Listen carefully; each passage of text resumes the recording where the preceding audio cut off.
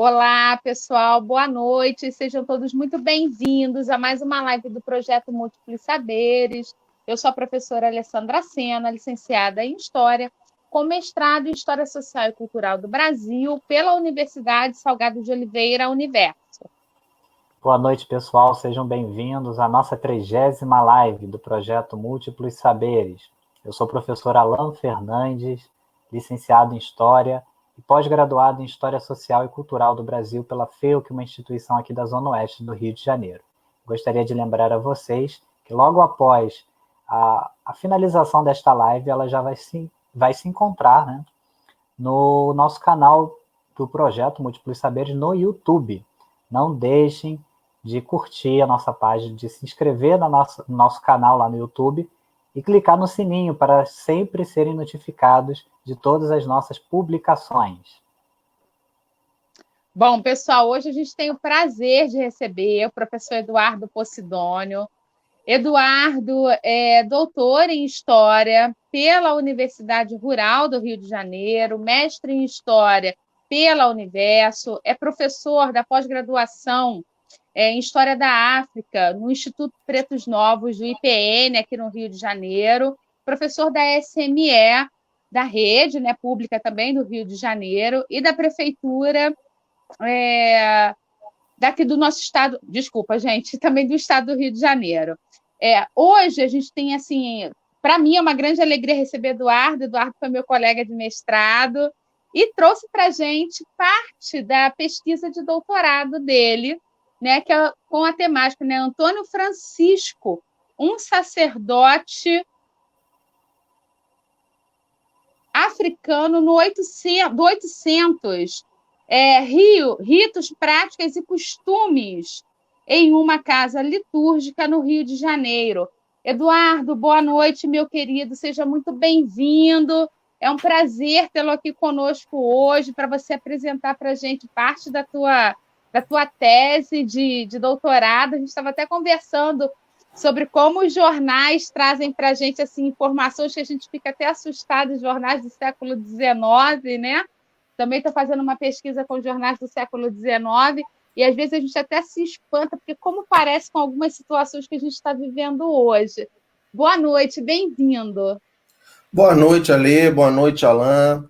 É verdade, a gente se assusta com algumas práticas que se repetem acerca de perseguições de casas de matriz africana, mas antes de mais nada, deixa eu agradecer o convite para participar dessa live, desse projeto de vocês, muito bacana, só o nome já é incrível, né? Projeto Múltiplos Saberes, live badaladíssima, porque eu tenho acompanhado as apresentações e, enfim, os trabalhos que aqui são apresentados, então me sinto muito honrado, e é muito bacana poder te reencontrar, como você falou aí na apresentação, minha amiga de mestrado, convivemos juntos ao longo de todo aquele período árduo do mestrado, então é muito bacana poder estar aqui apresentando e batendo um papo com vocês nessa noite.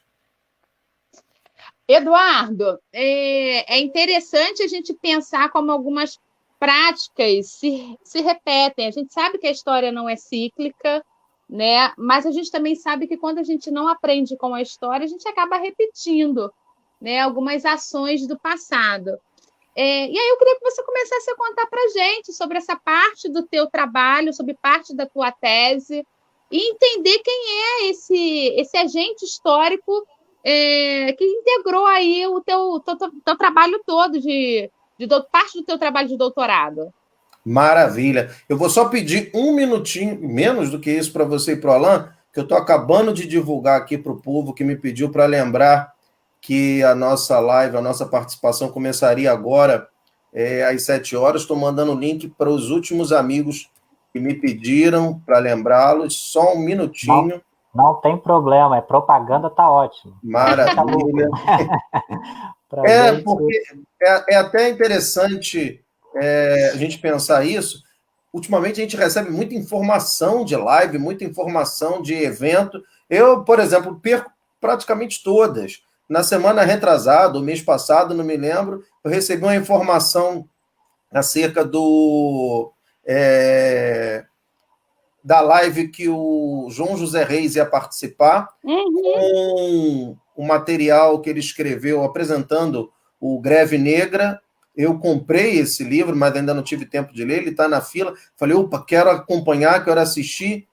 Quando chegou próximo, não lembrava mais o dia, não lembrava qual grupo eu tinha visto aquilo, enfim, acabou se perdendo. Então a gente se perde. Então eu me comprometi com as pessoas de que lembraria. Enfim, já fiz isso.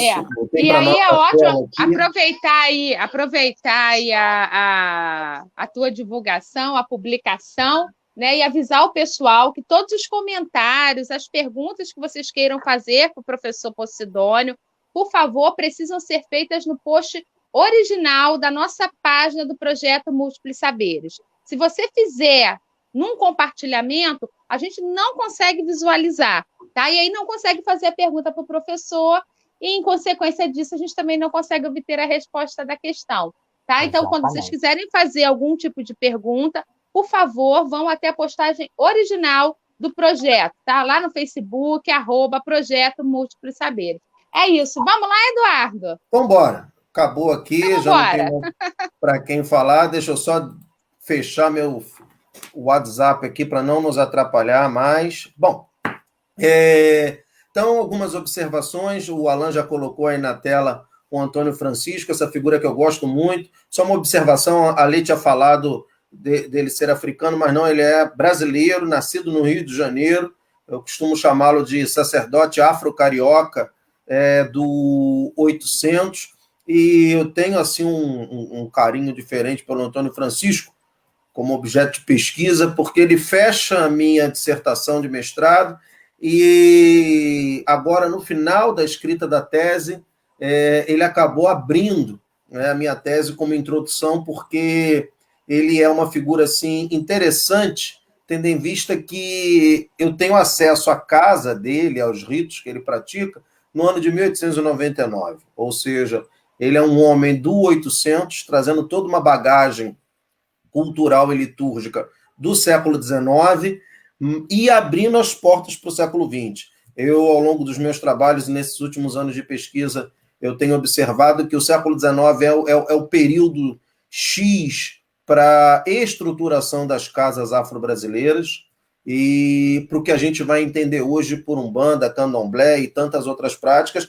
mas o século XIX é o século da estruturação. É o século de maior aporte, por diversos motivos. É o século de maior aporte de africanos desembarcados no Brasil até 1850, quando finda o tráfico dos viventes para cá, com a Lei Eusébio de Queiroz. Justamente por isso é um momento em que não se tem mais esse contato constante, essa renovação com o continente africano, e por conta disso você tem que continuar as práticas litúrgicas com o que tem aqui dentro. Então é um novo momento para essas casas, para esses espaços. Não por acaso eu pesquisei na tese a primeira metade do 19, onde a maioria desses cultos eram cultos públicos, cultos que ocorriam nos principais logradouros do Rio de Janeiro. Por exemplo, o Campo de Santana, aos domingos, era um espaço comum de você encontrar africanos e crioulos praticando cerimônias litúrgicas a céu aberto e todo mundo acompanhando. Evidentemente, quem escrevia sobre isso à época, principalmente os viajantes, não entendiam que aquilo ali se tratava de uma prática religiosa. Analisando hoje e cruzando com outras informações, com outras fontes, eu chego à conclusão de que eram rituais litúrgicos que aconteciam ali a céu aberto, não só no Campo de Santana, mas em tantos outros espaços. Mas isso, para a segunda metade do 19, vai se transformar. Para a segunda metade do 19, eu percebo que vai haver a entrada para os espaços privados, principalmente para quem já foi, para quem está nos acompanhando aqui nessa noite e já foi ao centro da cidade do Rio de Janeiro e está acostumado a ver aqueles sobrados, aqueles casarios antigos. Essas práticas aconteciam dentro desses espaços. Muitos desses prédios que sobrevivem hoje, mesmo com a má conservação, mesmo com a má gestão da Prefeitura do Rio e de todo um zelo com esse patrimônio histórico, essas casas foram testemunhas oculares e muitas abrigaram essas cerimônias litúrgicas. E o Antônio Francisco é um exemplo disso, um homem que bebe de toda essa formação do XIX e abre aí o século XX. Por isso que é bem interessante poder falar dele, e como aparece aí no slide, esse título, O Rei Mandinga, saiu no jornal O País, a letrinha para vocês aí está bem pequenininha, mas eu posso ler, saiu no jornal O País no dia 26 de agosto de 1889, um dia depois do inquérito policial ter sido instaurado para averiguar o que acontecia, onde acontecia. Então, pode passar. Sou eu mesmo que passo os slides, já ia pedir para o Alan passar. Então, vamos começar aqui, entendendo um pouquinho desse Antônio Francisco. Está aqui esse Rio de Janeiro, que eu pesquiso há alguns anos já, esse Rio de Janeiro do urbano. Né? Eu até encontrei, ao longo desses anos de pesquisa, muitas práticas litúrgicas para o interior, para as áreas rurais, mas eu me dediquei às freguesias urbanas. Freguesia, para quem está nos assistindo, era como se chamavam os espaços. A administração do Rio de Janeiro era muito ligada à Igreja Católica, então a gente chamava de freguesia cada espaço administrativo da cidade, já que ali tinha uma igreja. Então ali estavam os fregueses daquela igreja. Freguesia de Santa Rita, freguesia do Sacramento, freguesia da Candelária, freguesia de São José e tantas outras. Mas hoje, esse personagem que eu trago para vocês está aqui na freguesia do Sacramento. Essa igreja, para quem tem costume de ir ao centro da cidade do Rio de Janeiro, está de pé até hoje não mais como paróquia, mas é a igreja, a Irmandade do Santíssimo Sacramento, ali na Avenida Passo, uma igreja belíssima, vale a pena ser visitada quando passar todo esse período louco que a gente está vivendo. Então, o que a gente vai ver hoje acontece aqui nesse miolo nervoso do Rio de Janeiro, bem no coração da corte. Aqui não mais a corte, evidentemente, 1899 já era a República, mas com toda certeza essa casa funcionava bem antes da proclamação da República. O enredo acontece na casa da Maria José Cordeiro, uma portuguesa de 36 anos. Ela era dona, e aqui eu uso um mapa que está disponível na Biblioteca Nacional do Eduardo Goto. Ela era dona de uma estalagem, antigo Hotel Aliança, e aí vou tocar num assunto que a Alê pesquisou muito no mestrado. Ela era dona de uma casa de função, Alê. É o nome dado. Maravilha! Né? Exatamente, as meretrizes, as prostitutas no século XIX. Então, ela era dona de uma estalagem com moças jovens, brasileiras e portuguesas, e todo o enredo se dá dentro da casa da Maria José, que não tendo a sorte, não alcançando a sorte necessária para os negócios e para suas meninas, vai procurar ajuda primeiro de um homem preto chamado Leopoldo de Tal, e depois vai procurar ajuda de Antônio Francisco para ter a sua sorte restabelecida. E aí é interessante, o objetivo dessa apresentação hoje é, através de um processo, poder entender como outras tantas casas funcionavam nesse período, tendo em vista que é possível, através dessas práticas, poder lançar luz para outras. Por exemplo, quando eu falo para vocês que ela estava com má sorte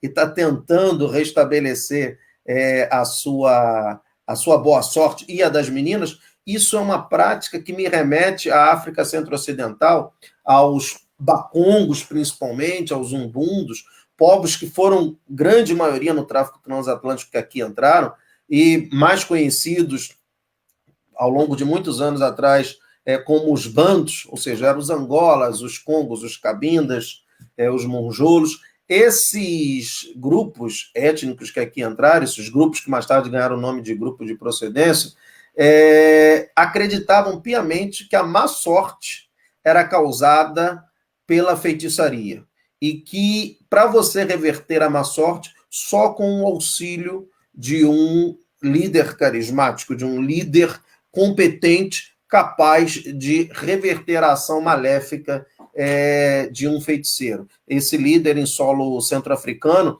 principalmente na região de Angola, na região do Congo, era conhecido por diversos nomes, como Inganga, como Quimbanda ou Quibandeiro, e esses nomes também atravessam o Atlântico. Eu encontrei diversas vezes esses nomes nas fontes do século XIX. Mas voltando aqui para a estalagem, no antigo Hotel Aliança, repare que é uma das maiores casas aqui da rua do Lavradio, tá? Com um pátio interno bem interessante, tá?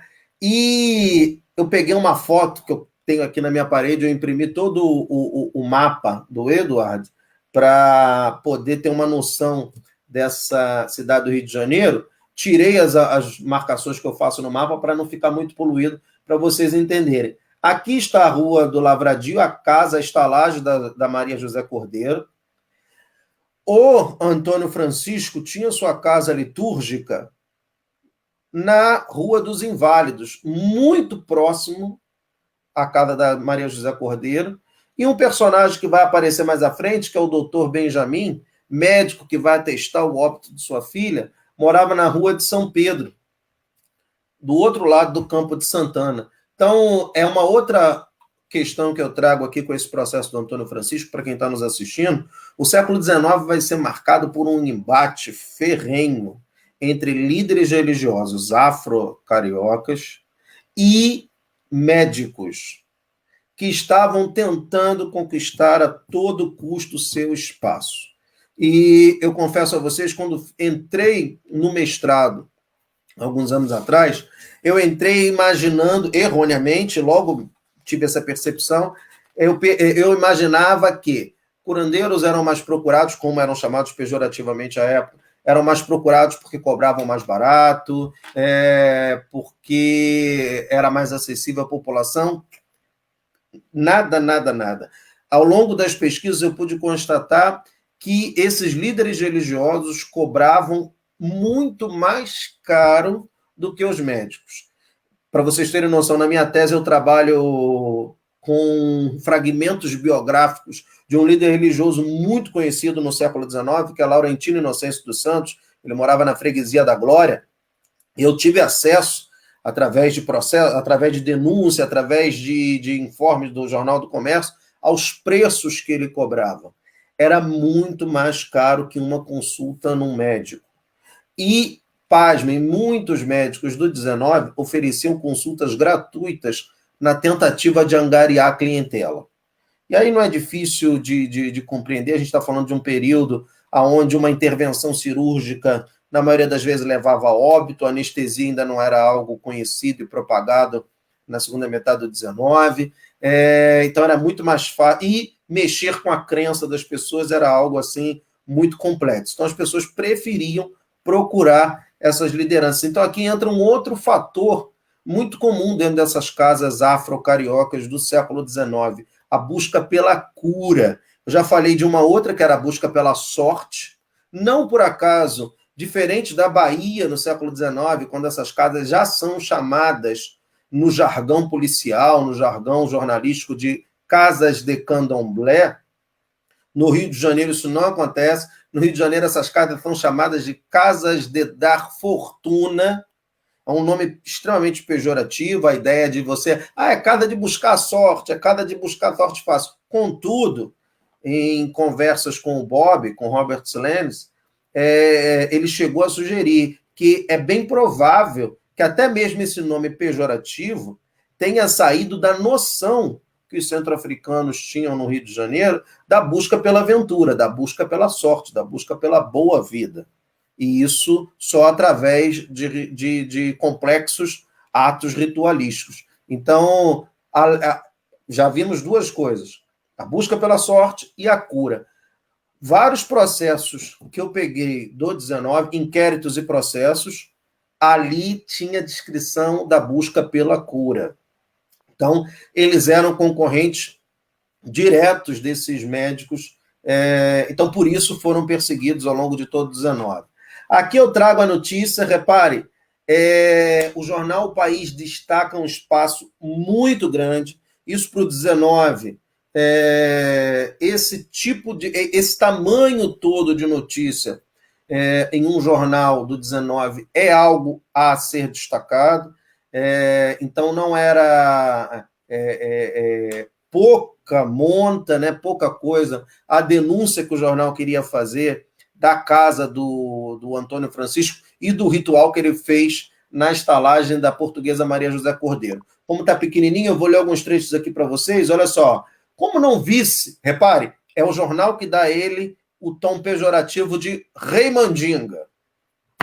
Como não visse prosperar sua casa de alugar cômodo, a Meretrizes, cita a Rua do Lavradio, número 42, Maria José Cordeiro, em junho último, foi consultar o velho preto Antônio Francisco, o Rei Mandinga, que fez o seu templo de babuzeiras na casa da Rua dos Inválidos 153, como acabei de mostrar, bem pertinho da Maria José Cordeiro. Mesmo estando próximo a um médico, quando teve problema de saúde, preferiu o Rei Mandinga. O Rei Mandinga pôs-se a ministrar a malama como a chama na roda íntima, as drogas que, em sua ciência oculta, indicava para fazer cessar a sorte má, que prosseguia o conventilho, outrora conhecida por Hotel Aliança. Então, para se alcançar a aventura, para se alcançar a boa sorte, no 19 era preciso você praticar complexos rituais. Tempos depois, uma filhinha de Maria José Cordeiro adoece e entregue ao tratamento do velho Mandinga. Em poucos dias, falecida de moléstia desconhecida. Então, repare, Maria José Cordeiro vai buscar ajuda para a cura de sua filha. Não desanimou Maria José Cordeiro, em companhia de Luísa Levi, que fora quem apresentara o preto quando era sua inquilina, volveu de novo à igrejinha da Rua dos Inválidos, olha o deboche na escrita jornalística, à procura de bons ares para sua elegante estalagem.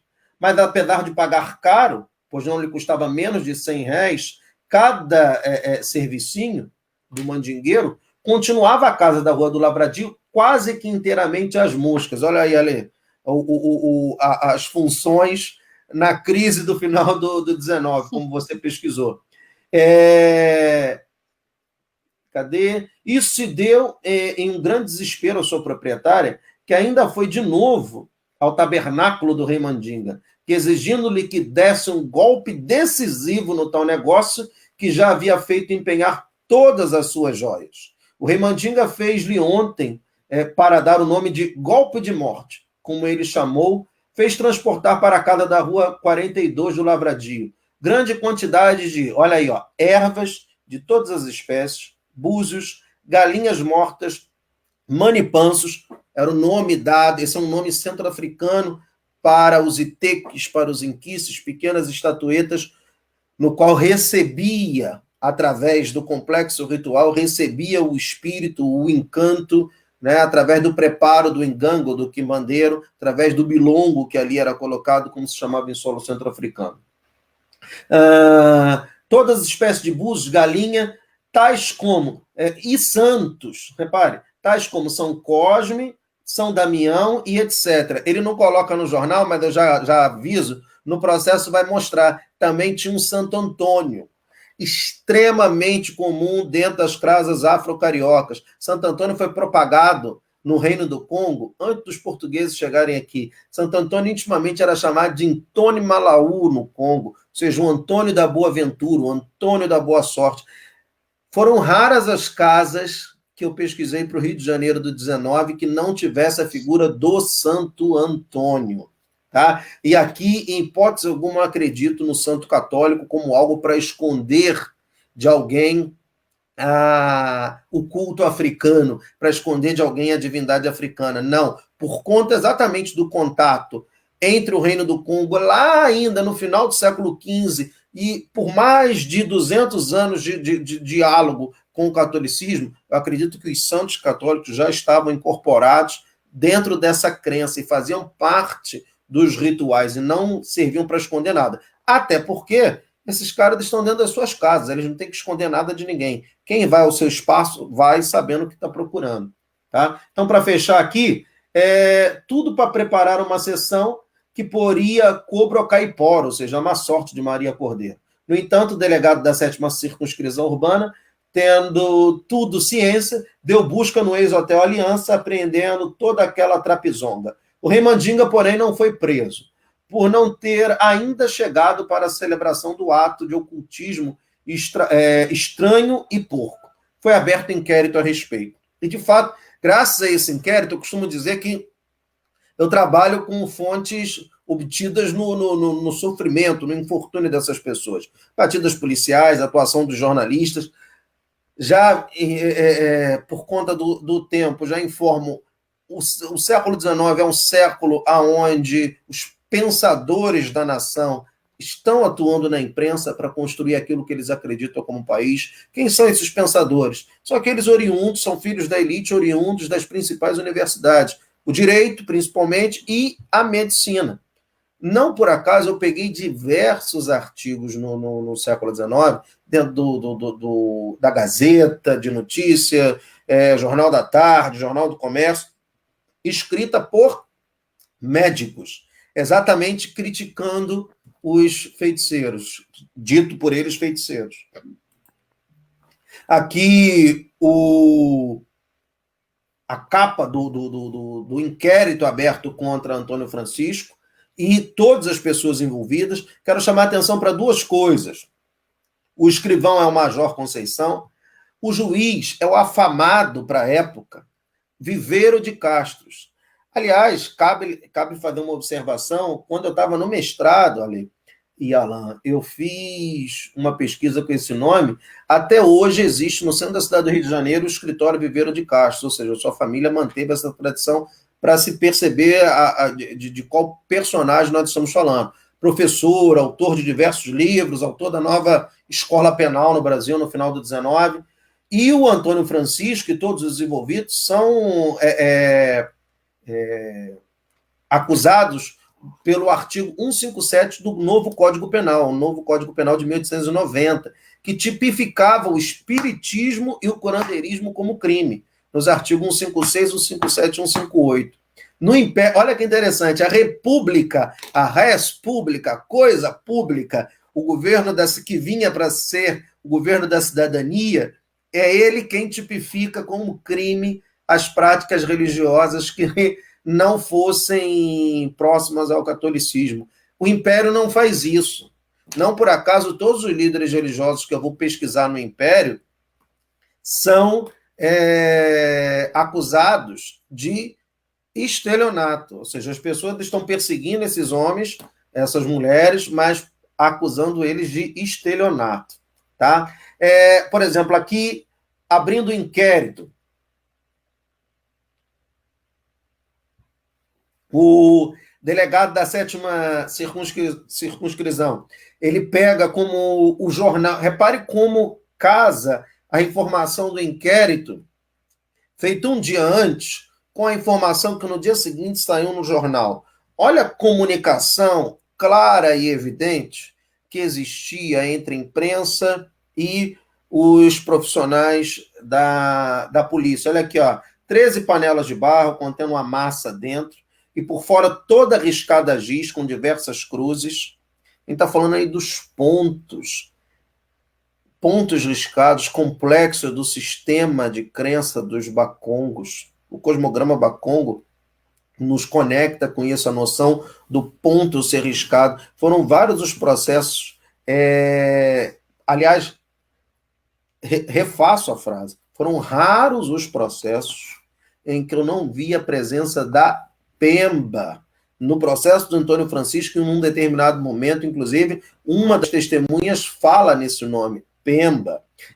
Em outros tantos processos, quando não fala de Pemba, fala de pós, fala de giz, que é a Impemba, que está ligada à noção do cosmograma bacongo, que é a terra dos mortos, o pó branco, que, aliás, é utilizado até hoje nas cerimônias de candomblé e de umbanda para abrir as cerimônias.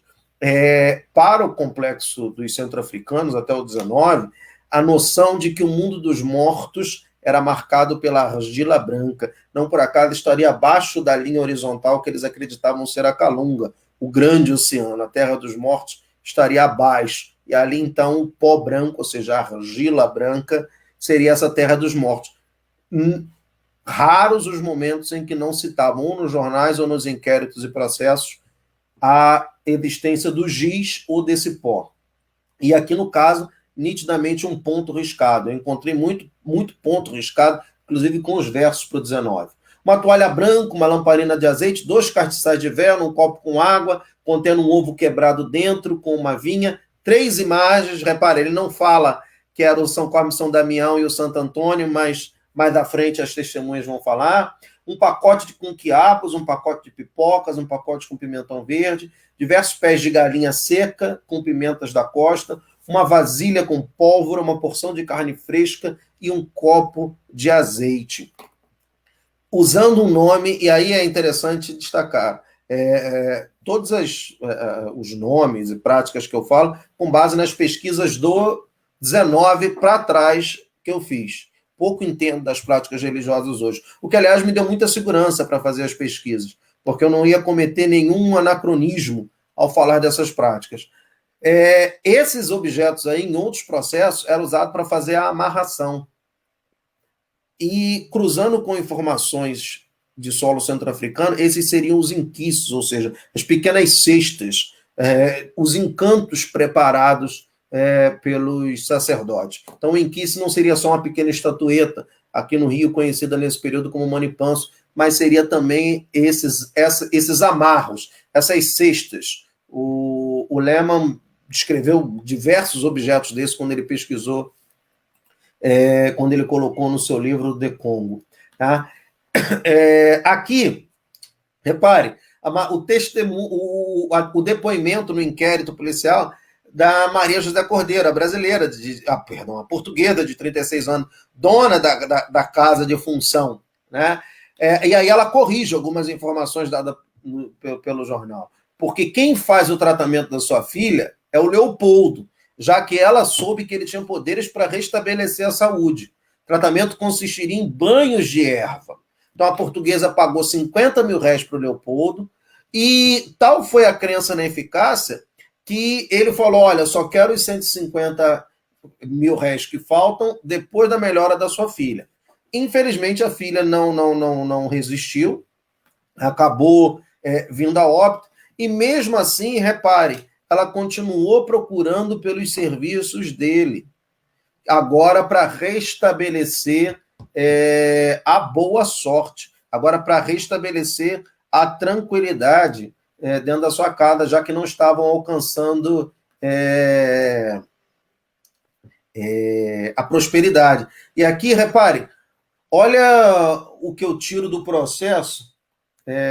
Repare, como sua casa de pensão, nesses últimos tempos, só lhe tem dado prejuízo, por esse motivo, ela, depoente, a portuguesa, conversando com Leopoldo, nesse sentido, esse lhe dissera que ia armar uns santos a fim de fazer com que a casa da depoente deixasse de ser infeliz. O que eu acredito aqui que ele estivesse falando de amarrar. Eu até boto isso na tese. Eu não acho que ele estava falando de armar. Acho que ele estava, como é um depoimento, e tem a figura ali do escrivão, que vai tomando nota daquilo tudo, muitas desses equipes vão acontecendo. Como eu encontrei em outros processos para trás a noção de amarração, através do processo de feitura do cesto ou daquele pacote, então eu acredito que o nome seja amarração.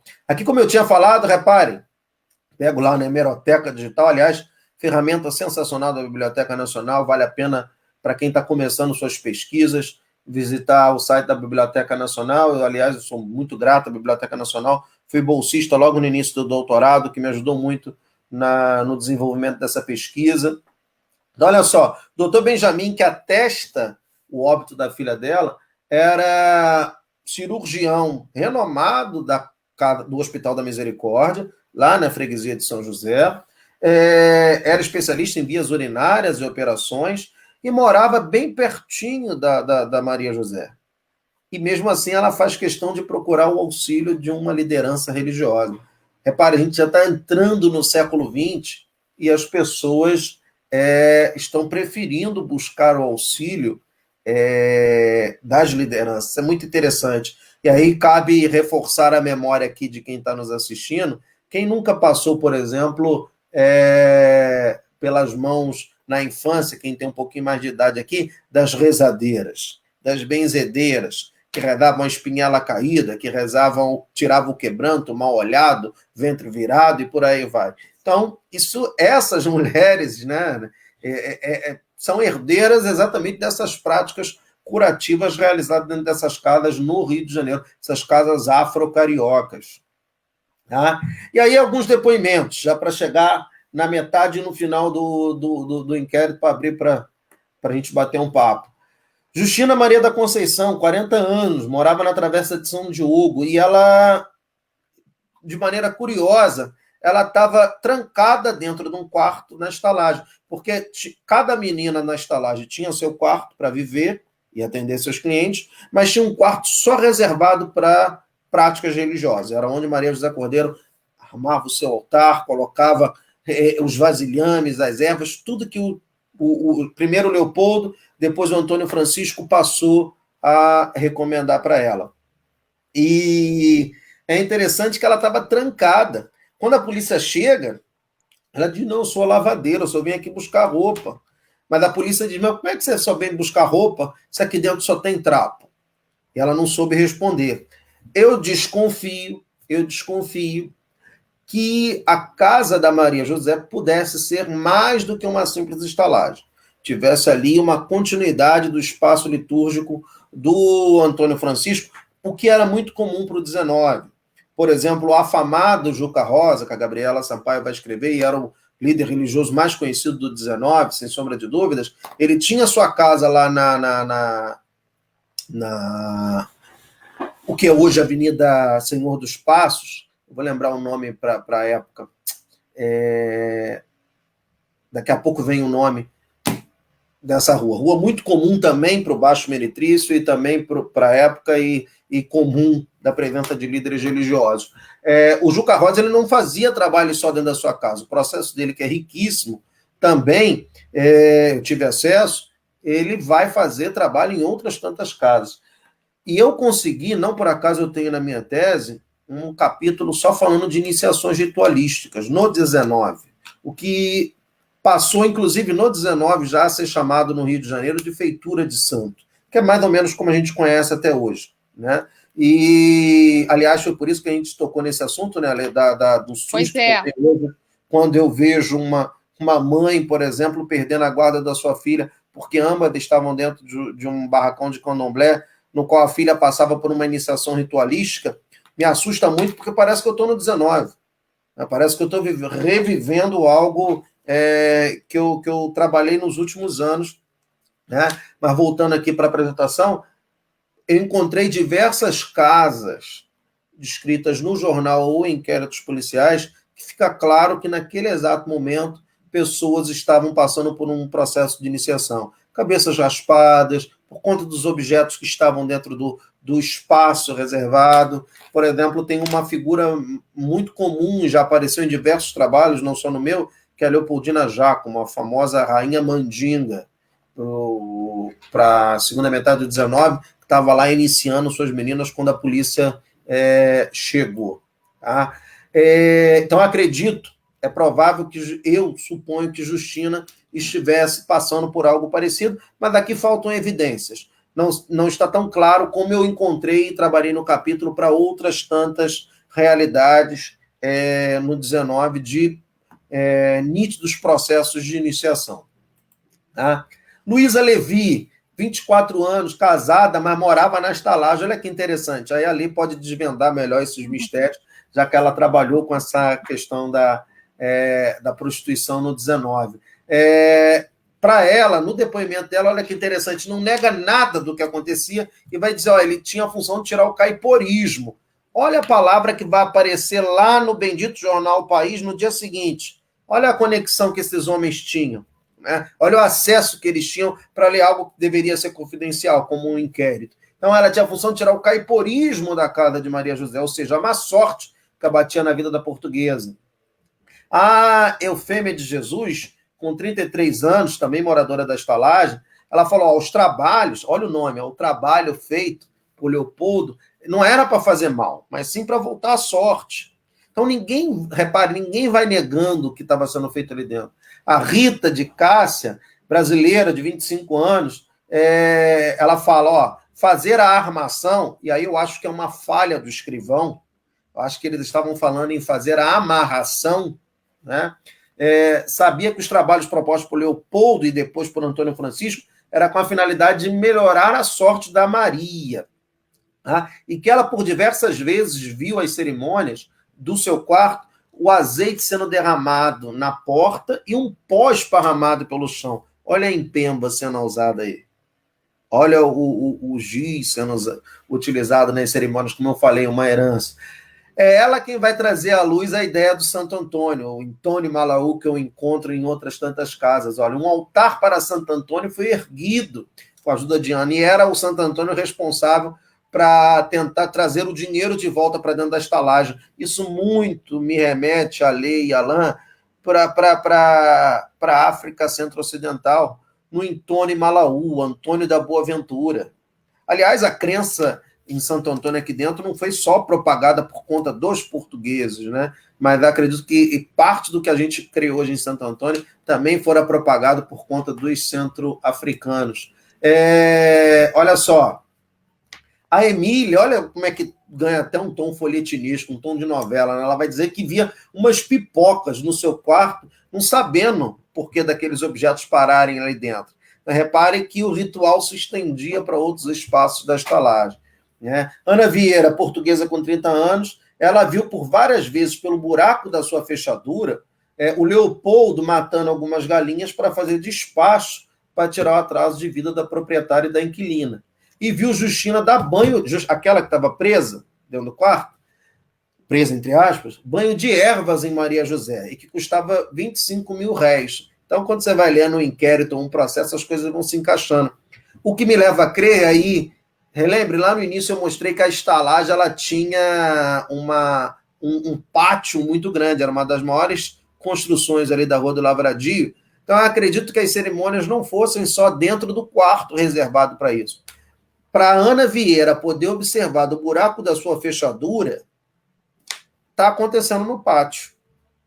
O que remete à primeira metade do XIX, onde as cerimônias eram públicas, onde as cerimônias aconteciam e as pessoas estavam ali acompanhando, né, numa boa. Já começando a concluir, o depoimento do Antônio Francisco é sensacional, porque ele não nega absolutamente nada, estou concluindo, não nega absolutamente nada do que estava fazendo, né? Ele vai dizer, e ele diz, os búzios, as galinhas, a pimenta, eu estava amarrando, né, lá próximo do oratório. E aí, olha aqui que interessante. Informou que esses objetos eram apropriados para feitiçaria, para tratamento. Esse feitiçaria aqui não foi o Antônio Francisco que falou. Porque a feitiçaria, aí lembrando de costumes centro-africanos, a feitiçaria era praticada por alguém do mal. Alguém que lhe causava o malefício, que praticava a feitiçaria. O quimbandeiro, o nganga, ou o líder religioso, e aqui mais tarde no Rio passou a se chamar de pai de santo, ou mãe de santo, ele era o que restabelecia a naturalidade das coisas, a ordem das coisas. Repare, eles não negam nada do que estão fazendo, mas fogem de forma vigorosa da pecha de curandeiro. De feiticeiro. Não sou feiticeiro, não estou fazendo feitiçaria. Então, fechando aqui, repare que provavelmente o escrivão colocou feitiçaria e o Antônio corrigiu, dizendo que era para o tratamento. E aí, para fechar, é muito interessante que o advogado da Maria José Cordeiro, a única que teve condições de constituir um advogado, ele vai dizer, olha só, esse depoimento, olha aqui, o depoimento da quinta testemunha mostra, por motivos que não vêm ao pelo mencionar, entende-se que, com o auxílio de Alice, a másia do escrivão da 7ª delegacia, ou seja, o advogado vai mostrar que ali houve uma grande intriga, que Rita e Alice, por sua vez, desafeta de Maria José Cordeiro, mas a másia do 7º escrivão da delegacia de polícia. E aí é interessante, abre espaço para pensar outra coisa. essas casas não funcionavam no anonimato, gente. Eu discordo amplamente de quem pensa que casas afro-cariocas funcionavam no anonimato. Impossível. Os ritos requerem canto, dança, tambor, outros tantos instrumentos, incorporação. Os vizinhos ouviam. Quem mora hoje próximo a um barracão de candomblé ou de umbanda, escuta, com a TV, com o som, com toda a tecnologia que a gente tem. Imagina isso no 19, que às 7 horas da noite o silêncio já começava a pairar. Então todo mundo sabia onde funcionava. Mas você, para ter sua casa funcionando, você precisava de laços de solidariedade e para ela não funcionar também, bastava alguém chegar. Estão fechando, olha aqui. Estou fechando, Ale. Mais 2 minutinhos. Relaxa. Beleza. Repare aqui que o advogado dela é muito interessante, ele vai dizer, as 3 primeiras nada imputaram à acusada sobre o feitiço. Declararam que a acusada, como religiosa, acendia velas de cera em oratório que possui. Então, repare, e ele vai dizer aqui, ele vai dizer que não só as velas eram para o seu oratório, como ela católica que era, e que os ingredientes, segundo o inquérito, eram todos comestíveis. E as penas estavam ali porque ela tinha acabado de comprar uma galinha fresca, viva. Aliás, quem tem um pouquinho mais de idade aqui vai lembrar que até pouco tempo a gente ia no aviário comprar um frango vivo. Então ele sabiamente usa isso.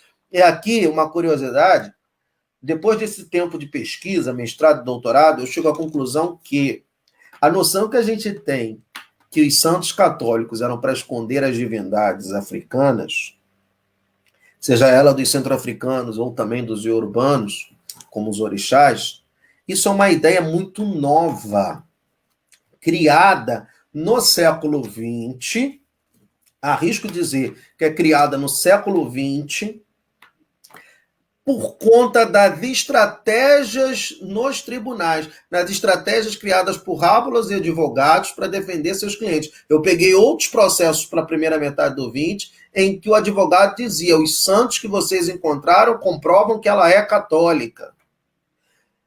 E no 19, a marca principal é essa que vocês viram no processo do Antônio Francisco, ninguém nega absolutamente nada. Usei o pé de galinha sim, usei o defumador sim, queria tirar minha sorte, queria restabelecer a saúde, mas como o Código Penal de 1890 vem firme em cima dessas pessoas, eu acredito que os advogados criam essa noção. E aí acabou entrando no imaginário popular que os santos eram para esconder as divindades católicas, o que eu confesso que eu não acredito. Mas nem foi preciso a defesa do advogado, porque, como eu falei lá no início, e agora de fato fechando, o juiz que pega o caso e convoca todo mundo para depor agora no processo, era o Viveiro de Castro, jurista afamado, professor da nova Escola de Direito Penal. Para vocês terem noção, ele escreve um livro, entre outros, chamado A Questão do Direito Penal, e lá no capítulo A Liberdade de Consciência perante o Código Penal, Prática do Espiritismo, entre outras sentenças que ele dá, ele coloca na íntegra a sentença do Antônio Francisco. E aí, só por curiosidade, fecho com alguns tópicos do Viveiro de Castro, e aí fecho com uma reflexão. Como seria interessante mais Viveiros de Castro hoje? Pelo menos, eu não conheço o trabalho a fundo do Viveiro de Castro, convivi com alguns pesquisadores que foram a fundo no seu trabalho, no doutorado, mas para essa prática do sagrado afro-brasileiro, eu gostaria de mais viveiros. Olha o que ele diz. O fato é simples, sentença dele. Maria José Cordeiro era dona de pensão e vivia do aluguel pago por suas inquilinas. Só uma observação, tá, gente? Eu sempre mantenho o português das fontes. Por isso que às vezes aparecem algumas palavras aqui complexas, a princípio erradas para o nosso português hoje. Quando essas estivessem em dia com suas obrigações, ela gostaria que essas permanecessem na casa, e para tal, colocava umas pipocas em seu quarto, visando a sorte. Quando não pagavam, fazia uma cruz de azeite, visando que saíssem de sua estalagem. Consistirá esse fato um delito? Há aí um ataque contra a saúde pública que a previdência do legislador deva reprimir? Olha o juiz. Não comete crime algum, isso já em outra página, portanto, o fetichista inculto que acredita nos benefícios, nos benéficos, efeitos de uma pipoca de milho, como o piedoso industrial católico que acredita nos efeitos da água benta. Benta fazendo benzer as machinhas de estabelecimento quando inaugura. Então, olha que interessante, ele compara a liberdade católica de crença com a liberdade que eles deveriam ter, que é uma comparação que a gente faz hoje. Como é que uma mãe perde a guarda de sua filha por ela estar fazendo a iniciação ritualística dentro de uma casa de candomblé?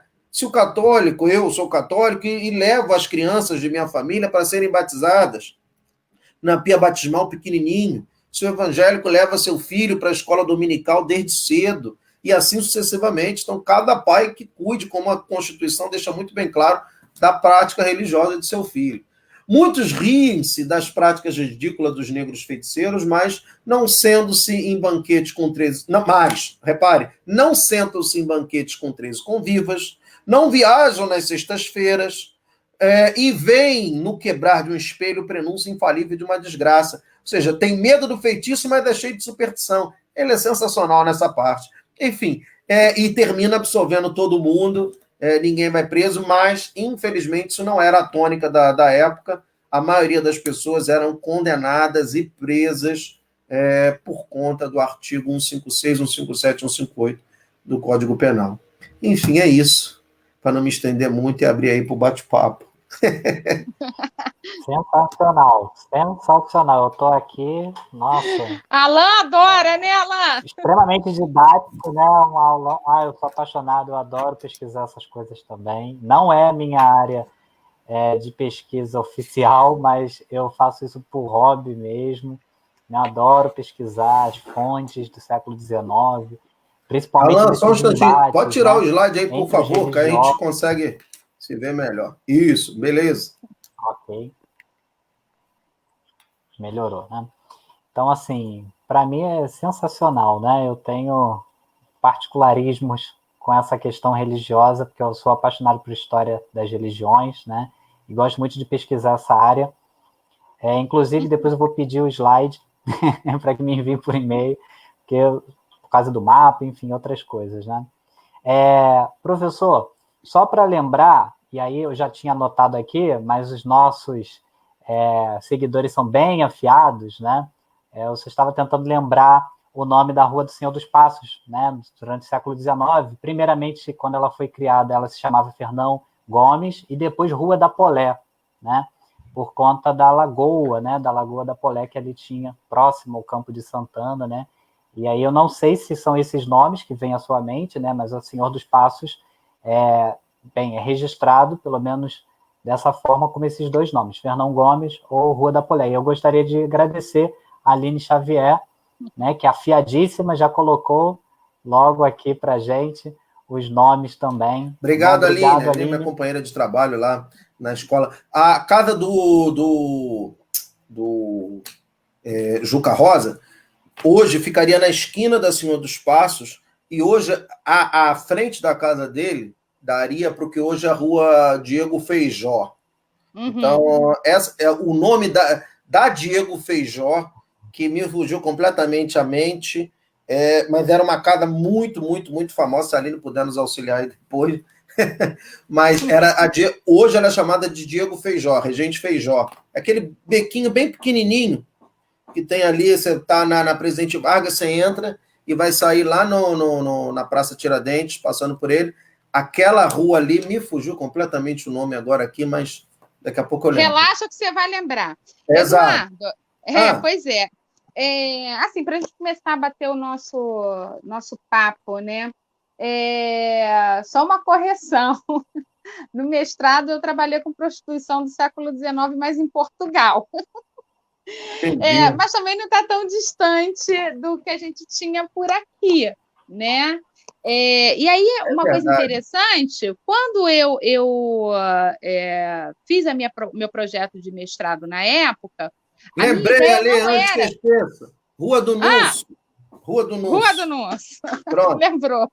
Vai lá, prossiga. E aí, eu antes, na época do mestrado, eu tinha apresentado um projeto que eu ia abordar o cotidiano ali da prostituição na Vila Mimosa, na atual Vila Mimosa, que é ali na Praça da Bandeira hoje, né?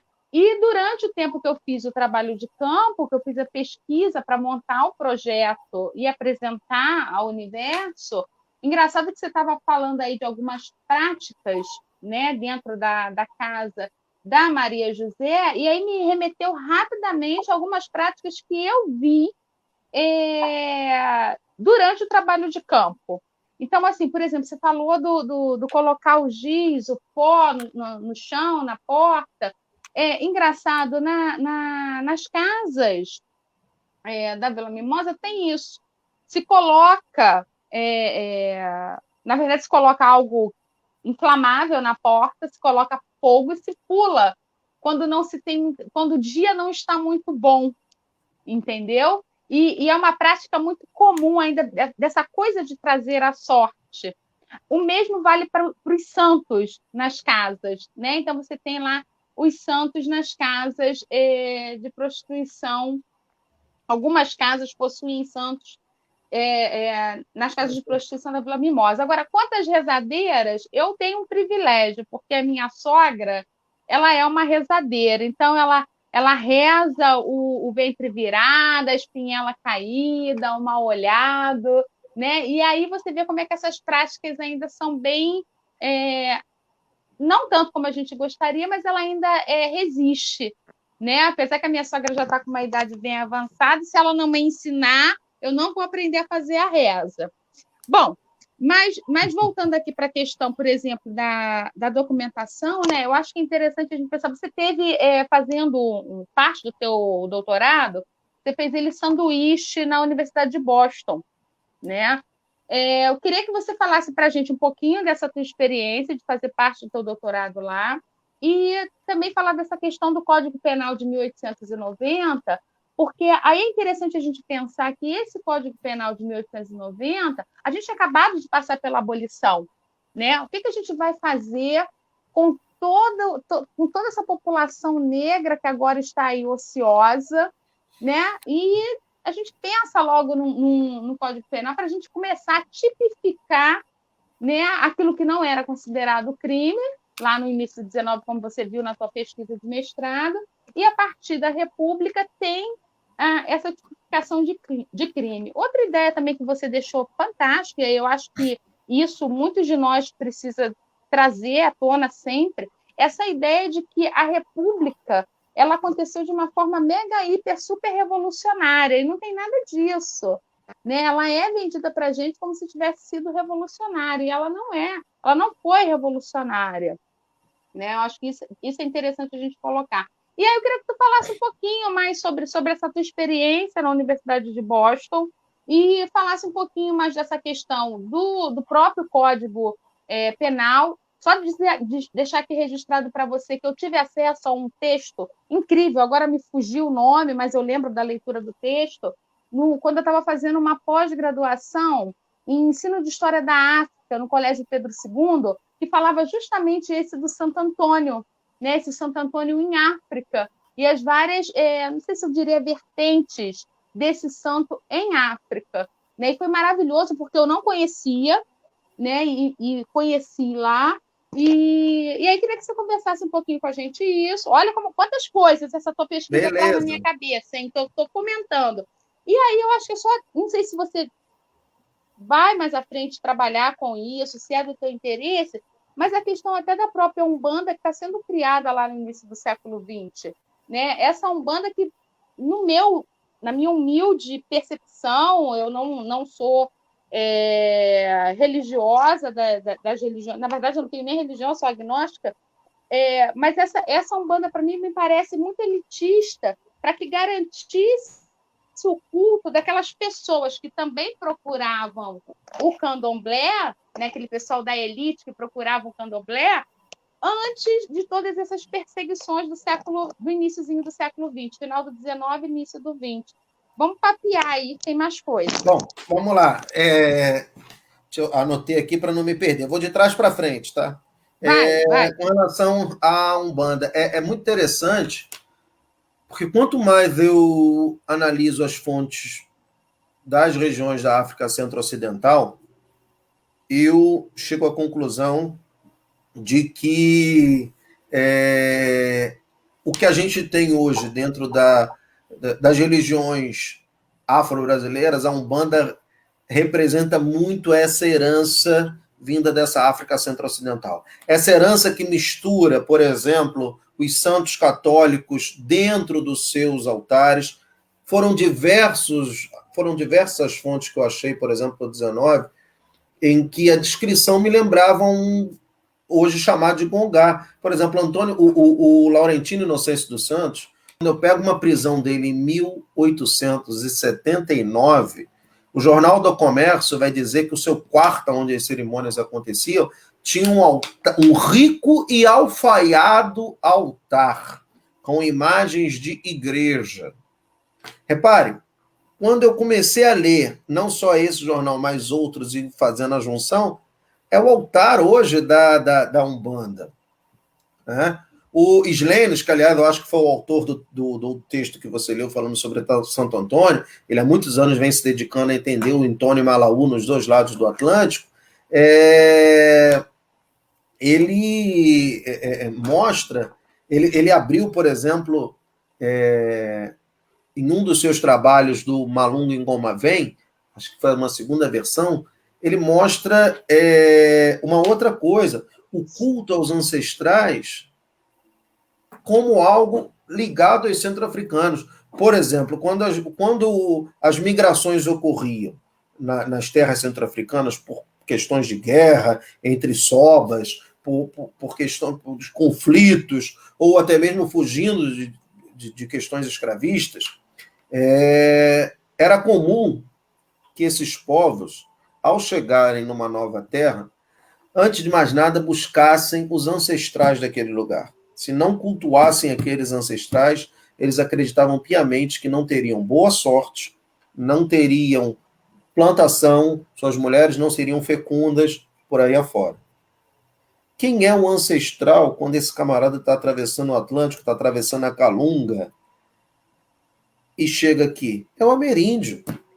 É o ameríndio. Não por acaso, se você pega o trabalho de um historiador que fez um trabalho incrível sobre Calundu, que é o Marcucci, ele trabalhou com fontes do Santo Ofício para o século XVII, na Bahia, em que mostra lá, de acordo com o camarada do Santo Ofício, o promotor do Santo Ofício, que as escravas, que eram negras Angola, quando incorporavam um espírito chamado caboclinho, esse espírito só ia embora quando mandavam chamar a índia de nome Iria e seu esposo também índio de nome Miguel. E a Iria mandava que Miguel fosse à mata buscar determinadas ervas, determinados materiais, para que as negras pudessem mandar embora o espírito caboclinho. Isso século XVII. Onde que eu estou querendo chegar? Essa noção de Umbanda criada no século XX, o que é criado no início do século XX, na verdade, é a oficialização, é a regulamentação enquanto instituição para não ser mais perseguido pela polícia da Umbanda. Entende?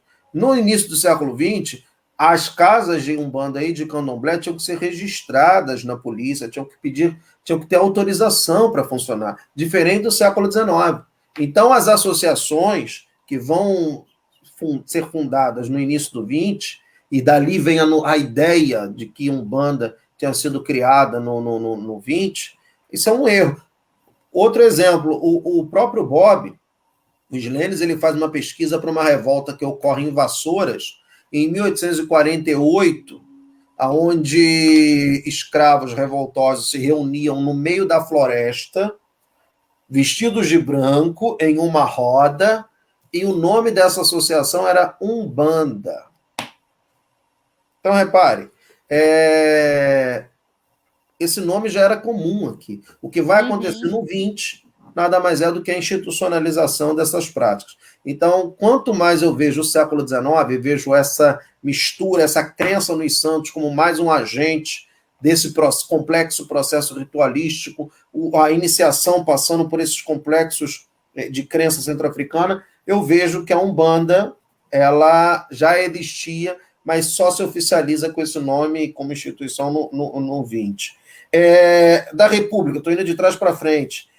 De fato, ali, como diria Lima Barreto, né, o grande crítico da República, o triste visionário, como diria Lília, ele não estava errado, né? A República ela vem, e aí é interessante pensar o seguinte: esse Código Penal de 1890, ele é resultado do que os famosos pensadores da nação, famosa geração de 70, geração de 1870, ou seja, médicos, advogados e tantos outros chamados intelectuais estavam pensando daquele Brasil. É preciso deixar claro para quem está nos acompanhando, o Brasil nasce no 19, enquanto nação, enquanto Estado.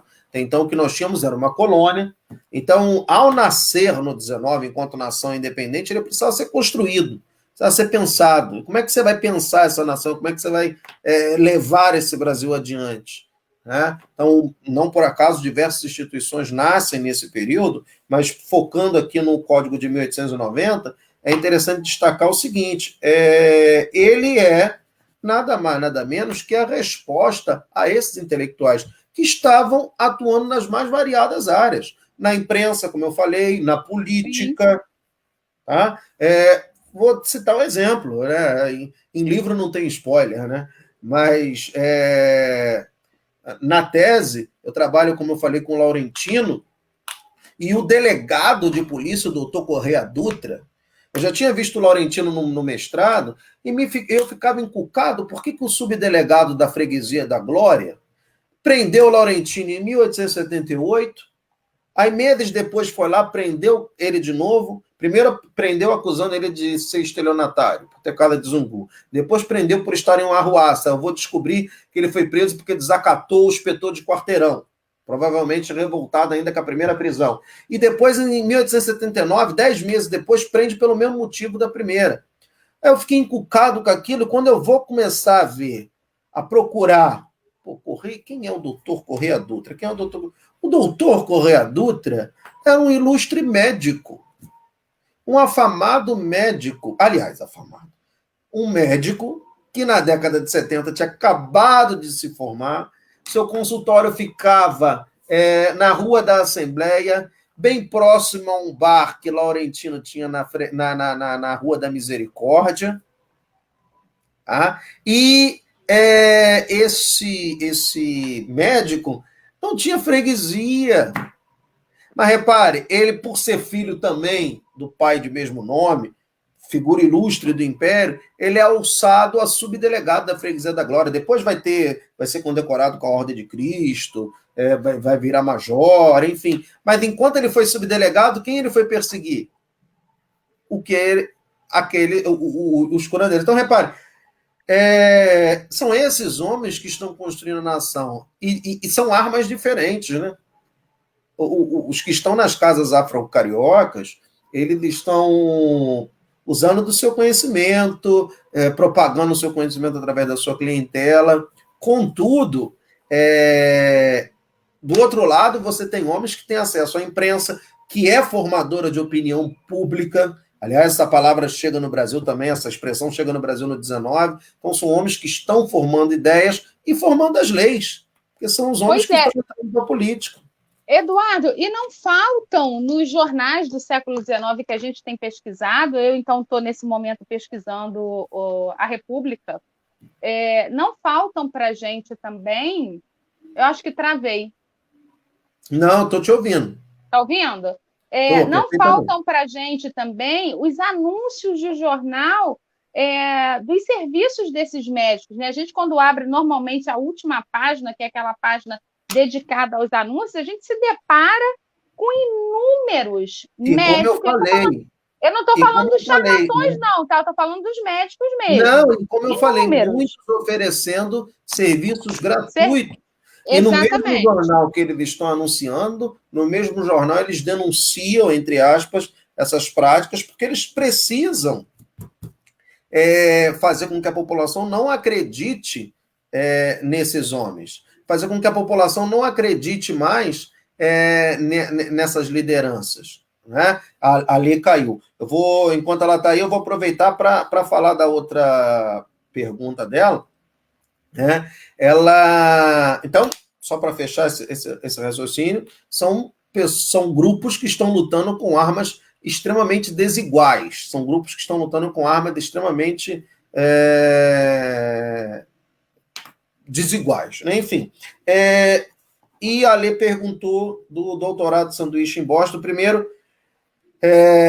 uma oportunidade sensacional, fantástica. Eu espero que a gente passe logo, não só pelo período da pandemia, mas restabeleça no Brasil governos que se preocupem com a ciência, com a pesquisa, porque bem antes da pandemia, já no governo do presidente Michel Temer, bolsas estavam sendo cortadas, e agora, antes mesmo da pandemia, com esse novo governo, pensar em pesquisa no Brasil, pensar em doutorado sanduíche, praticamente impossível. Não estou me referindo por conta da pandemia. Agora, é óbvio, estão todas suspensas. Mas foi uma oportunidade muito grande, muito rica. Por que eu escolhi Boston e escolhi a Universidade de Boston? Por conta dos dois pesquisadores que lá estão, que foi o John Thornton e a Linda Ray Oldman, que me acolheram muito bem. Fui muito feliz lá os 6 meses em que passei dentro da Mulgar Library, que é a biblioteca da universidade, contendo um acervo gigantesco para a África Centro-Ocidental, e o que lá não tinha eu consegui acesso através do Interlibrary. Então eu passei 6 meses de intensa pesquisa e coleta de material para entender um pouco mais dessa África Centro-Ocidental. Por isso, como você falou, você vai dar continuidade nisso? Tem que dar, porque tem muito material que eu não consegui usar na tese, então vai ficar para pesquisas. Já vai virar o pós-doc, né, Dudu?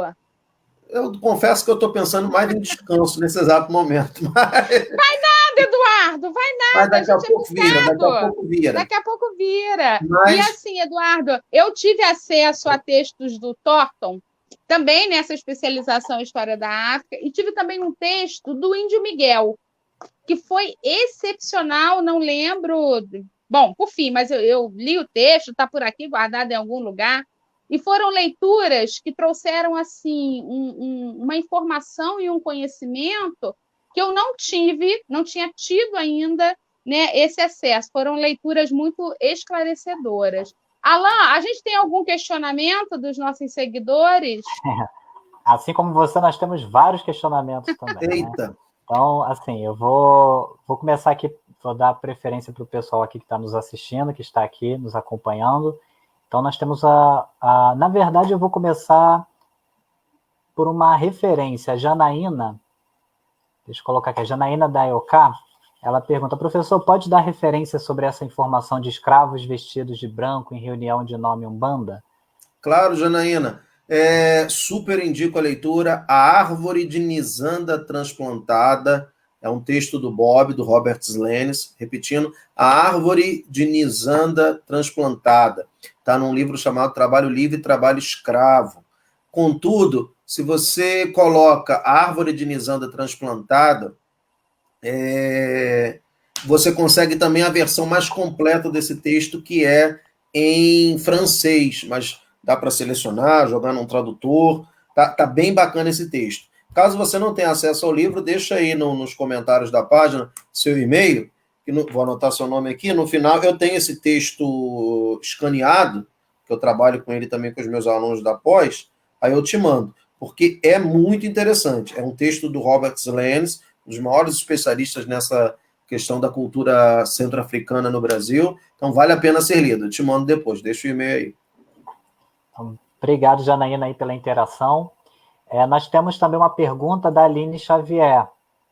Ela fala assim, tem uma pergunta: as pessoas que frequentavam as casas ritualísticas eram um público específico? Por exemplo, pessoas abastadas financeiramente, negros alforriados, brancos dos mais distintos estados social e etc.? Pergunto porque sei que havia muito preconceito quanto aos rituais praticados, visto que as ações eram condenáveis juridicamente. Excelente pergunta, Aline. Aline, como já disse, companheira de trabalho, companheira de labuta, acabou também de terminar o mestrado dela, a Companhia Defesa, parabéns, está desfrutando desse momento de descanso, descanso na mente, né? Mas também já está preparando aí o projeto para o doutorado, que eu sei. Aline, essas casas, assim como hoje, eram frequentadas pelos mais variados públicos, inclusive a elite. E aí é muito interessante, porque sempre ficou muito claro para mim, quando o jornal, que é escrito por integrantes da elite, descrevem o nome dos participantes, fica claro, são pessoas pobres, que estavam ali acompanhando a cerimônia. Bota nome, sobrenome, endereço. Mas foi muito comum eu encontrar nos jornais também descrições tais como eu não consigo, o jornalista falando, eu não consigo entender como a fina flor da sociedade, como pessoa de tão alta estirpe se deixa enganar. Ou seja, era frequentado por todas as camadas sociais, sendo que em silêncio. Evidentemente não falavam, não externavam. Um exemplo é o que Machado de Assis coloca lá no Esaú e Jacó, né? A mãe dos gêmeos, logo no início do livro, ela quer consultar uma cartomante, mas nunca tinha ido a uma cartomante. Ela vai ao pé do Morro do Castelo, né? Ela não tem dificuldade alguma para chegar na cartomante. Ela pega lá, junto com sua empregada, a carruagem, vai ao pé do Morro do Castelo, consulta a cartomante, porque era assim, todo mundo sabia onde ficavam essas casas, né? O Juca Rosa, que é esse grande líder religioso preso em 1870, acredita-se que ele só foi preso porque ele acabou se envolvendo com a mulher de um senador do Império. Também abusou da sorte, né? Então, daí ele tenha caído, né? Mas, por exemplo, se a gente pega um grande jornalista e conhecedor da cultura afro-brasileira para o iníciozinho do século XX, que é o Vagalume, escreveu muito sobre os ranchos, sobre as primeiras manifestações carnavalescas no Rio. Ele, já por ser século XX, ele não vê problema nenhum em colocar nomes das figuras que frequentavam os terreiros do Alabê, do Assumano Mina. Ele fala do Pinheiro Machado, ele fala do Nilo Peçanha. Então, são grandes nomes da República, já que aqui era a capital republicana, que estão indo nessas casas, estão fazendo consultas tranquilamente com essas figuras. Tá? Então, essas casas eram frequentadas por todos os públicos. Para essas casas, na verdade, funcionarem, até na minha dissertação, eu trabalho aqui num capítulo, o bem se relacionar para a sua casa funcionar, precisava de uma articulação. Ou seja, você precisava ter um apoio do delegado, você precisava ter o apoio do chefe de polícia e de tantos outros, né? Bom relacionamento. Eu me lembro de um caso que eu trabalhei no mestrado aqui para a Rua Aquidaban, foi uma intriga que deu jornal, deu tudo, porque mexeu com um cara, uma figura do Exército Brasileiro, a alta patente, invadiu uma casa na Rua Aquidaban e falou, invadir porque era um culto de cachaça e manipanso. E aí, no dia seguinte, o líder religioso estava no jornal escrevendo, falando, eu tinha licença do delegado de polícia para funcionar. E aí eu descubro, cruzando as informações, que o delegado de polícia daquela região, ele sai de madrugada de casa para falar que a casa tinha liberdade para funcionar. Então, essas casas funcionavam de acordo com os laços que se davam, com as relações que se estabeleciam. Pode falar, Alan. Porque aí, por conta do nosso tempo, né, a gente já está chegando nos minutos finais aí daquilo que estava programado. Assim, com certeza, pena! O professor Eduardo vai vir outras vezes, tá? Com toda certeza. Né? Já sem dúvida. Convite. E assim, para terminar, aí vem o meu questionamento, né, que eu não poderia deixar de ser, né? Bem, eu gosto muito, já estudei também acerca das irmandades, né, católicas, né, as ordens terceiras, né?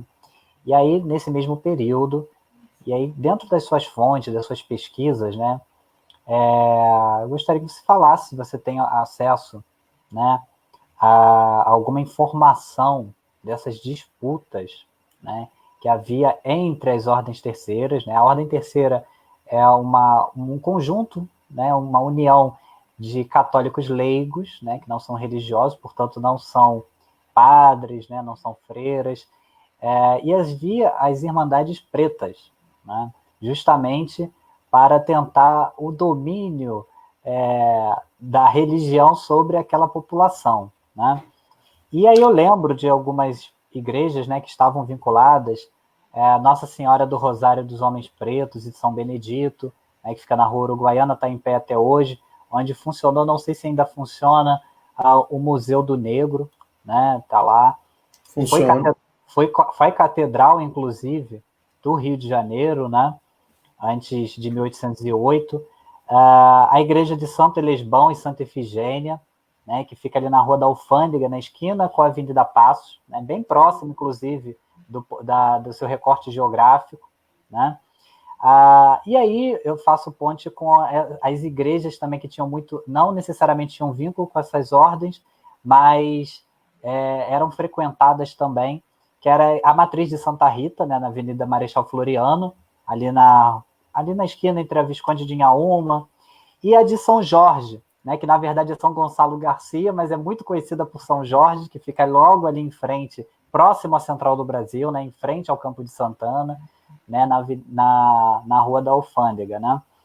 E aí, bem, existia essas ordens, existiam as Irmandades Pretas, justamente para catequização, para as benfeitorias, né, dos negros, e ao mesmo tempo também existiam essas casas, né, litúrgicas, não católicas, que durante o Império gozavam de certa liberdade e a partir do Código Penal de 1890 acabam sendo relegadas, né, à marginalidade.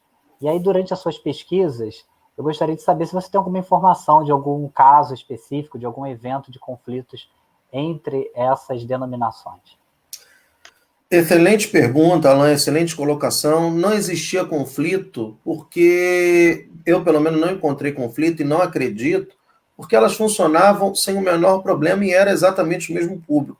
Eu vou começar de trás para frente. Eu me lembro que, logo no início, antes de entrar no mestrado, eu trabalhava aqui no ABEU e coordenava trabalhos de campo. E eu me lembro que uma vez eu consegui organizar um trabalho para visitar o Quilombo São José da Serra, em Valença. O famoso Quilombo São José da Serra, que a maioria das pessoas que gostam de estudar a África frequentam, visitam. E eu falei, quando eu voltar do Quilombo, que eu sei que eu já tinha estudado, já tinha lido, sabia que tinha sido formado ali por remanescentes quilombolas em 1833, formado por uma maioria centro-africana. Eu tinha visto os documentários e as produções feitas pelo Laboy na UF, pela Marta Abreu, pela Hebe e seus alunos.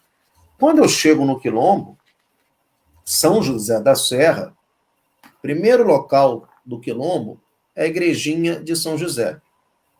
Você entra na igrejinha, o altar é um tronco de árvore. São José é preto, Nossa Senhora é preta, Menino Jesus também, e a Jerusalém que eles pintam como altar, na verdade é o Quilombo. Você vê as plantações, você vê tudo, é sensacional.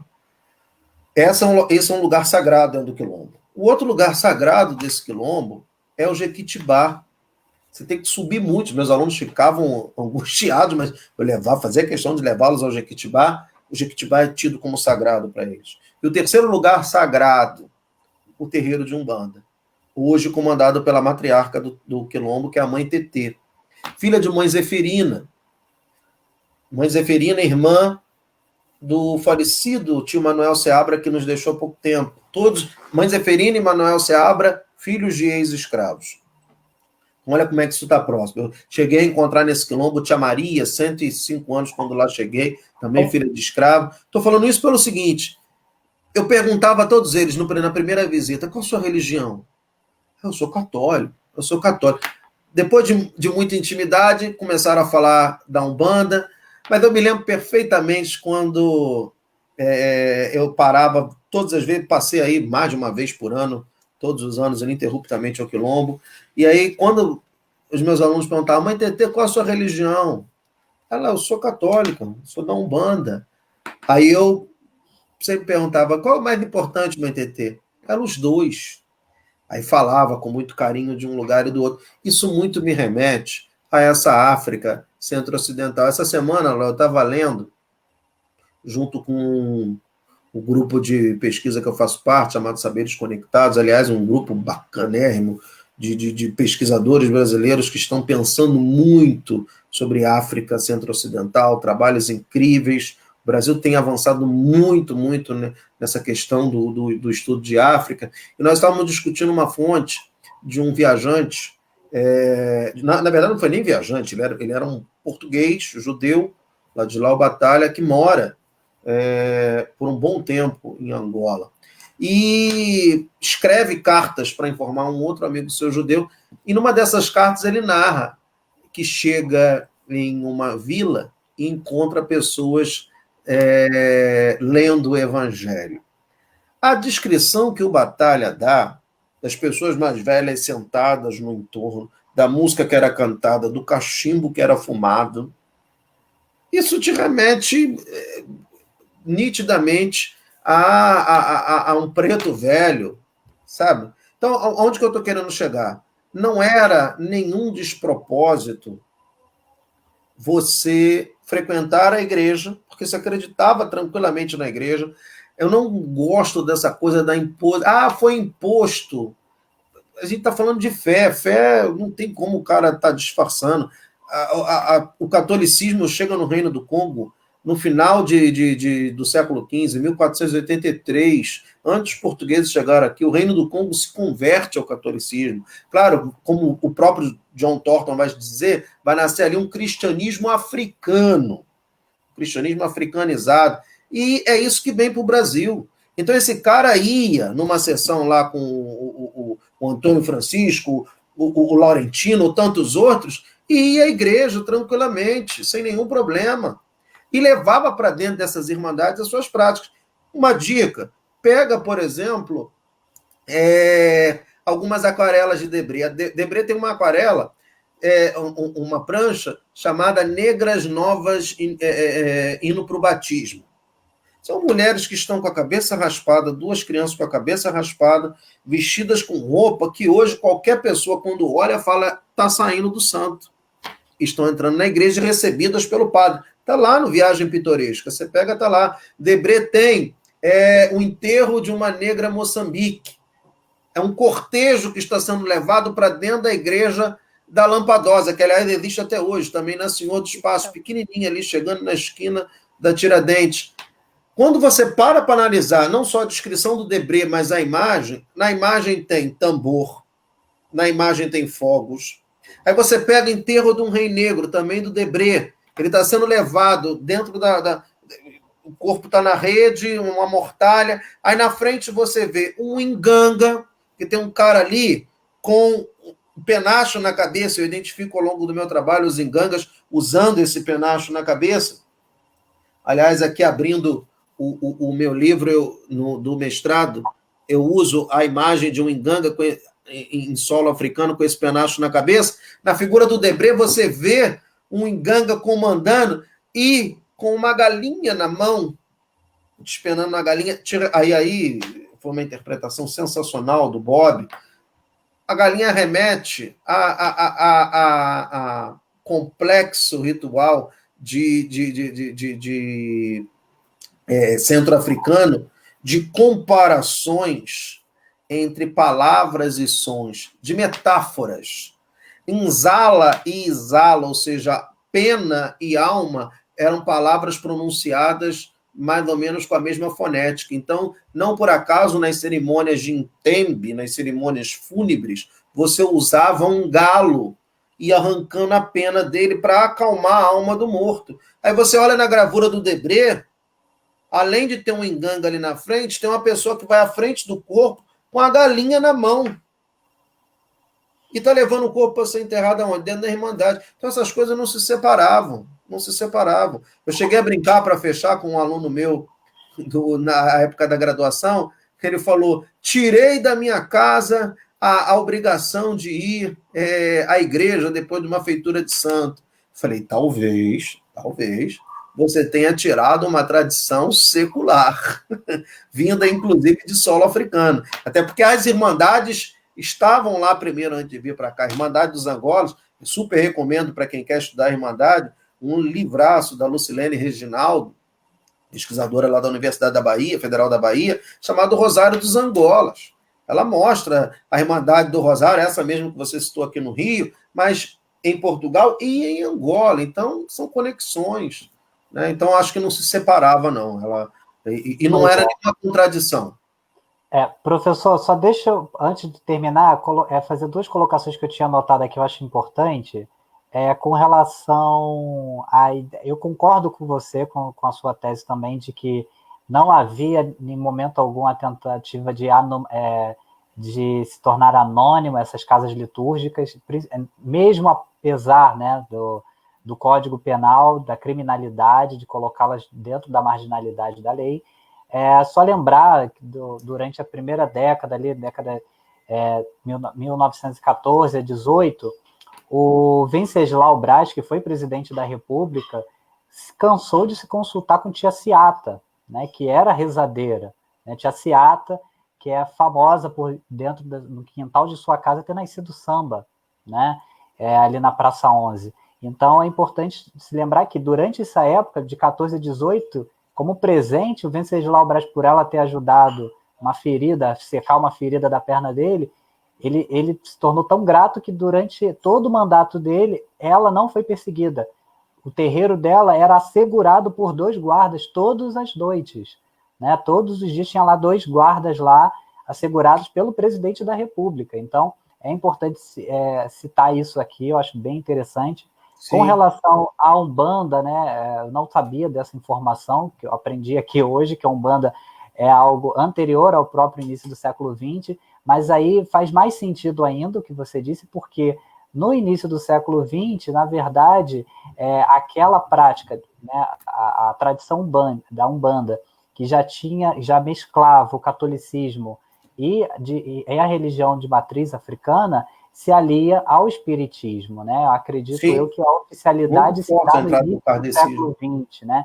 E aí, como a Lê falou, a questão do elitismo, na verdade, a Umbanda, no século XX, nasce a partir de uma casa de espiritismo, né, no Meyer, que, na verdade, só queria receber espíritos iluminados intelectuais, famosos. E aí, como não recebe, vem um espírito mais humilde, eles tentam expulsá-lo.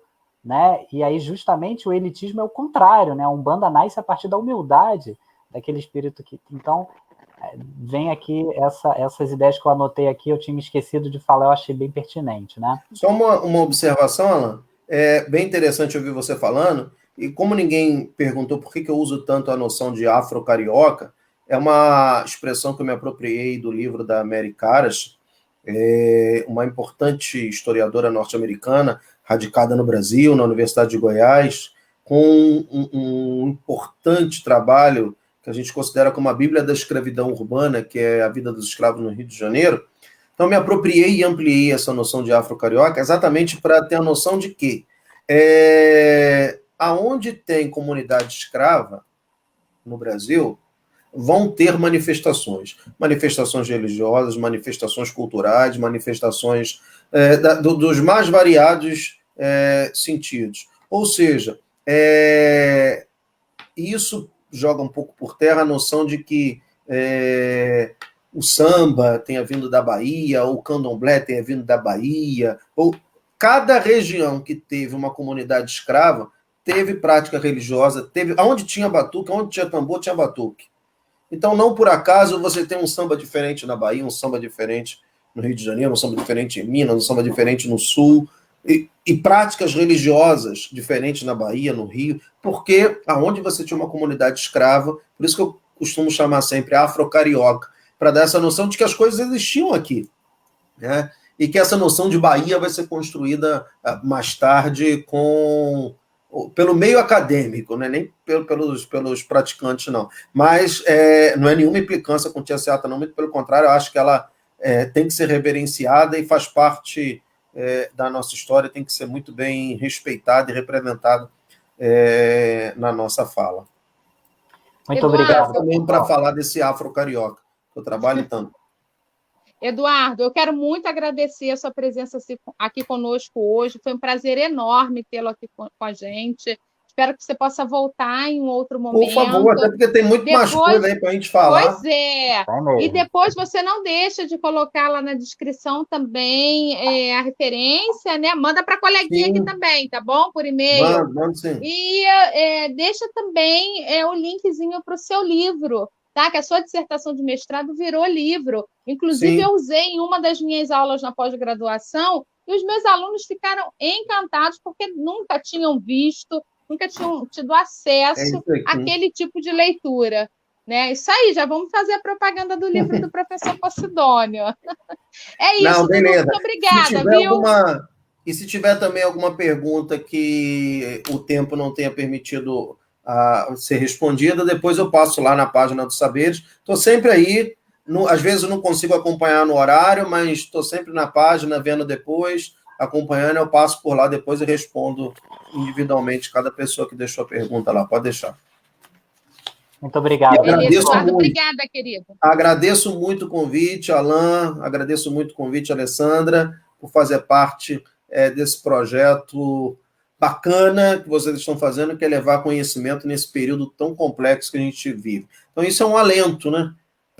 Ter esse tipo de projeto é um alento para quem faz, um alento para quem participa, e principalmente para quem está assistindo. Então, parabéns, força, continuem nessa empreitada de valorizar o conhecimento, de valorizar a ciência, principalmente quando é dedicado a múltiplos saberes. Eu fico encantado porque cada semana tem uma palavra nova, é um pesquisador de uma área diferente, isso é fantástico, e quem tem a possibilidade de seguir a página e acompanhar, eu tenho certeza que sai valorizando a ciência, valorizando a cultura, principalmente nesse momento que a gente tem sofrido tantos ataques. Mas sobreviveremos, a ciência sempre sobrevive. Assim como a cultura, a ciência vai passar por essa. Obrigado, minha gente. Obrigada, Eduardo. Abraço. Forte abraço, professor. Beijo grande. Tchau, tchau. Beijo. Olha, eu sou suspeita para falar do Posidônio, hein?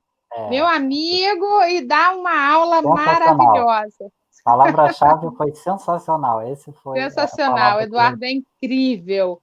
Bom, pessoal, para a gente fechar aqui, eu quero muito agradecer a presença de todos vocês que nos acompanharam até agora. Tá?